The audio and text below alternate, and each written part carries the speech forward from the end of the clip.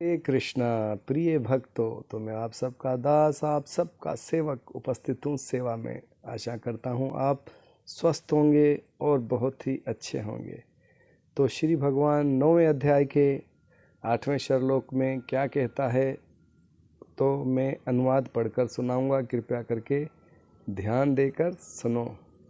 तो श्री भगवान कहते हैं, संपूर्ण विराट जगत मेरे अधीन है, यह मेरी इच्छा से बारंबार स्वतः प्रकट होता रहता है और मेरी ही इच्छा से अंत में विनष्ट होता है। तो श्री भगवान कहते हैं, संपूर्ण विराट जगत मेरे अधीन है, तो यह मेरी इच्छा से बारंबार स्वतः प्रकट होता है और बारंबार प्रकट होता है तो भी मेरी इच्छा से, अतः और मेरी ही इच्छा से अंत में विनष्ट होता है।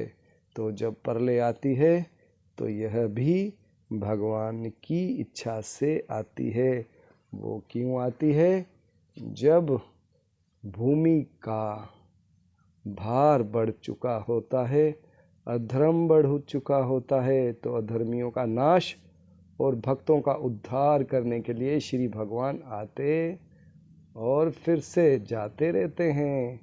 तो श्री भगवान कहते हैं, मैं केवल भक्तों के लिए ही प्रकट होता हूँ, क्योंकि भगवान तो सृष्टि का पालनहार है और वहीं वैकुंठ बैठे बैठे सब कुछ एक बटन दबाएगा तो पूरा प्रलय हो जाएगा। तो भगवान सिर्फ अपने भक्तों को दर्शन देने के लिए पृथ्वी पर प्रकट होते हैं, अवतारित होते हैं कि चलो मेरे भक्त इंतज़ार करते हैं मुझे दर्शन पाने के लिए, मेरा व्याकुल हैं, तो मैं अब पृथ्वी लोक में जाता हूँ और अपने भक्तों को दर्शन देकर आता हूँ। तो भगवान को हम नमस्कार करते हैं, दंडवत करते हैं, प्रणाम करते हैं। हरे कृष्णा कृष्णा कृष्णा हरे हरे, हरे राम राम राम हरे हरे। तो फिर मिलूँगा मैं ब्रेक के बाद। आप सबका सेवक, आप सबका दास। हरि बोल।